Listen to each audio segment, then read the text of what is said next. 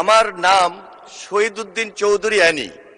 উদ্দিনে রস্বীকার দীর্ঘিকার হবে মাননীয় স্পিকার। দীর্ঘিকার হবে মাননীয় স্পিকার।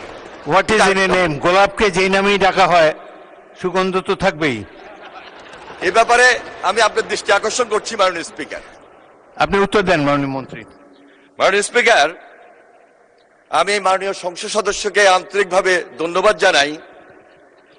তারকা চিহ্নিত প্রশ্নের উত্তরে শহীদ প্রেসিডেন্ট জিয়াউর রহমানের খাল খনন কর্মসূচির আলোকে বর্তমান সরকার নির্বাচনী ইশতেহার অনুযায়ী দেশব্যাপী নদী নালা খাল জলাধার খনন ও পুনঃখনন করার কার্যক্রম গ্রহণ করেছে।